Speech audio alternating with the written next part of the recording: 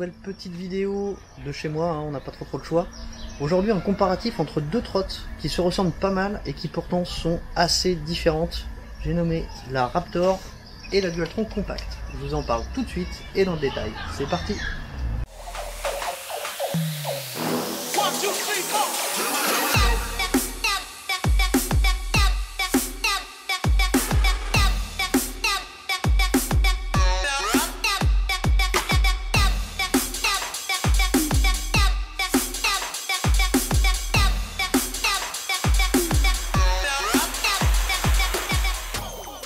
Alors avant de comparer les deux, je vais vous parler de la Raptor, parce que la Raptor elle est un petit peu particulière, c'était la première trotte à pneus durs de chez Dualtron. Alors Minimotors, pour faire celle-ci, ils sont pas partis de zéro, en fait ils sont partis du deck de la Dualtron 1, qui avait aussi été réutilisé sur la Dualtron 2.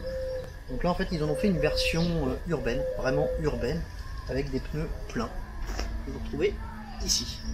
Donc une Raptor c'est 18 Ampères heure, 24 kg, 2 fois 800 watts, une autonomie théorique de 70 km, une autonomie réelle de 30 km on va dire en turbo et sans économiser, et on va dire une cinquantaine de kilomètres à l'économie.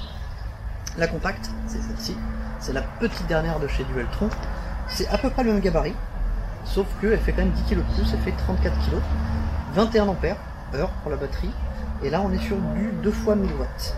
Compact dans les grandes lignes c'est aussi une trotte à pneus durs. La différence avec la Raptor, vous allez le voir dans le détail, mais c'est bien évidemment les pneus, mais pas que, il y a plein de petites différences. Alors on va pas attendre 3 plombs, on va commencer maintenant.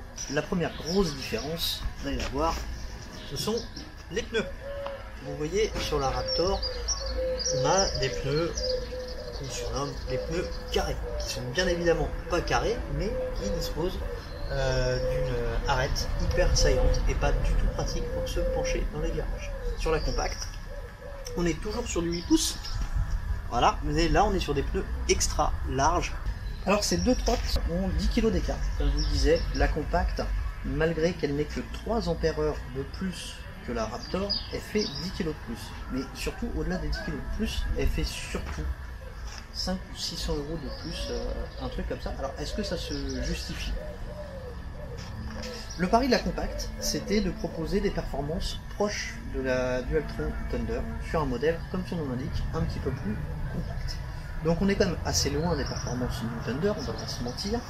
Vitesse de pointe, elle est donnée pour 60-65 km/h, ouais c'est plutôt 60 km/h. Elle pèse 34 kg, mais par contre c'est vrai qu'elle est quand même compacte. Le gros avantage c'est qu'elle fait moins d'1m20 de long, elle fait 1m15 exactement, et du coup elle rentre dans un coffre de voiture. Ce que fait aussi la Raptor, même longueur, malgré que le deck soit différent.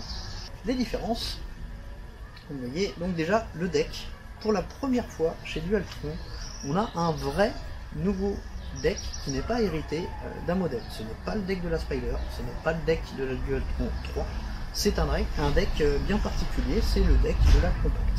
Donc pour l'instant, on ne trouve pas de surdeck, c'est pour ça que vous le trouvez comme ça.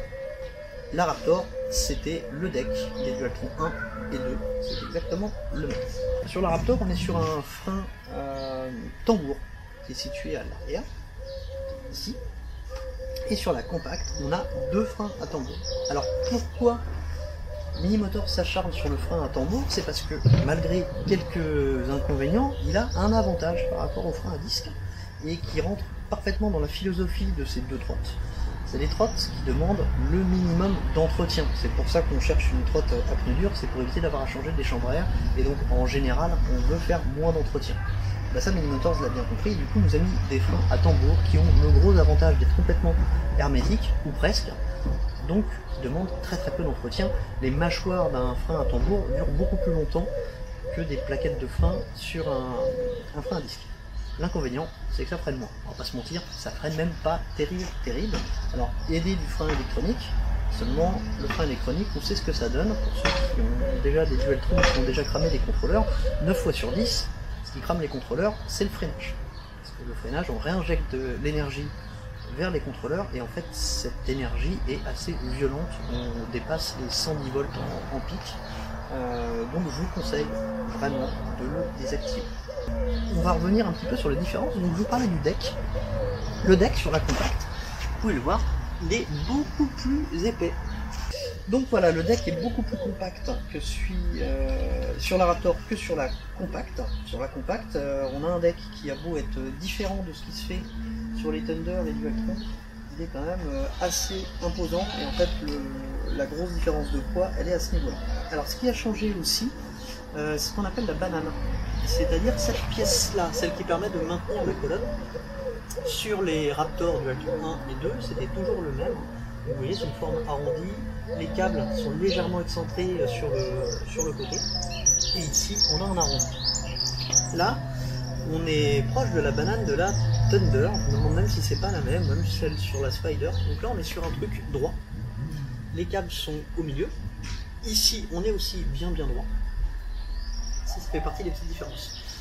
Garde-boue, alors à l'arrière c'est pas les garde-boue d'origine, et sur la Raptor j'ai absolument pas de garde-boue d'origine, mais le garde-boue arrière d'origine de la Compact est assez similaire à celui que vous trouvez sur la Thunder, en plus petit, tout comme le garde-boue à l'avant, assez différent de celui de la Raptor, qui ne ressemblait pas à ça, je sais plus trop à quoi il ressemblait, mais je vais vous mettre un petit visu dans la vidéo, juste là ou là, je sais pas, on verra bien. Alors je vous parle de Raptor, ça c'est une Raptor V1, c'est pas la V2, la V2 elle est très semblable à la Raptor V1 avec un deck là bien différent, parce que sur la Raptor 2 c'est exactement le même deck que sur les Spider 2 et Spider Limited. Donc c'est un deck qui a à peu près cette forme là, mais qui n'a pas cette taille. Ensuite, autre différence entre Raptor 1 et 2, je commence à m'éparpiller, c'est la colonne. Sur la Raptor 1 on est sur une colonne classique sans LED, et sur la 2 on retrouve la colonne à LED que vous avez là sur la Compact, sur les DT3, sur les Thunder, celles qui font maintenant la marque, la signature de Dualtron, c'est-à-dire cette petite colonne à LED particulièrement fragile au niveau des passages des câbles et qui se voit de loin. Moi j'ai une petite préférence pour les colonnes comme ça, un petit peu plus discrètes. Ça c'est une question de goût. Donc alors qu'est-ce qui justifie cet écart de prix assez monstrueux? Comme je vous le disais, une Raptor aujourd'hui, ça se trouve à des prix, mais à défiant toute concurrence, à 1290, vous avez une Raptor 2 aujourd'hui. Une Dualtron Compact, vous pouvez la trouver à moins de 2000 €, je crois 1790 pour les meilleurs prix. Donc ça reste quand même 500 € de plus qu'une Raptor. Et qu'est-ce qu'on a de plus par rapport à une Raptor pour ce prix-là? À part des pneus, et ben on a 3 ampères heure de plus. Alors c'est vraiment léger pour justifier une telle différence de prix, mais en fait, la grosse différence, c'est la forme des pneus. C'est que là-dessus, sur la Raptor, on a des pneus, on disait, avec des arêtes bien saillantes qui empêchent vraiment de pouvoir attaquer dans les virages. En vrai, on peut attaquer, mais quand on arrive sur cette arête-là, on a la trotte qui décroche un petit peu, et il y a une espèce de cap psychologique à passer pour pouvoir pencher dans les virages, et en tout cas l'adhérence est quand même moins bonne. Là on a des pneus qui permettent de pencher vraiment, donc au niveau de la tenue de route, enfin, du moins de l'angle dans les virages, la Compact est bien meilleure. Par contre au niveau de la tenue de route, c'est pour ça que j'ai tout de suite écarté ça, la Compact n'est pas meilleure, tout simplement parce que la matière des pneus glisse énormément sur sol gras ou sol humide. C'est vraiment une trotte que je déconseille sur sol mouillé, c'est une horreur, elle glisse encore plus que la Raptor, qui elle se débrouille quand même pas trop mal, je trouve, sous la pluie, à condition de briller la puissance. Parce que ce que je vous ai pas dit, c'est que c'est quand même 2 monstres. Là on a 2 fois 1000 watts, là on a aussi 2 fois 1000 watts parce que c'est des contrôleurs de DT3, mais d'origine c'est 2 fois 800 watts. Et dans tous les cas, 800 watts par moteur sur des petits pneus de 8 pouces, et ben ça patine beaucoup. Hop, bon, on va se mettre là. Voilà, vous avez vu cette accroche de pneu? Et en tout cas, c'est un monstre. Donc voilà, on a 2 trottes assez différentes, assez semblables, on ne sait pas trop. En tout cas, la Dualtron Compact vient compléter la gamme. Elle ne remplace pas la Raptor, puisqu'en fait elle couvre encore des besoins un petit peu différents. La Raptor, on est sur, comme je vous disais, une trotte à pneus durs de 24 kg, donc qui reste portable. Là on est à 34 kg, c'est beaucoup moins portable, c'est beaucoup plus cher. Par contre, c'est plus agréable à conduire sur temps sec, les pneus sont bien meilleurs. Elle est aussi plus haute, c'est vrai que je ne vous ai pas parlé de ça, mais la Compact, le deck est au moins 3 cm plus haut, Sachant que c'est réglable hein, avec ce système de suspension et de rôde, on peut très bien rebaisser un petit peu les bras oscillants, d'après des utilisateurs, je ne sais plus qui c'est, en tout cas, moi j'ai pas essayé. Il paraît que plus on la baisse, et plus elle a tendance à guidonner.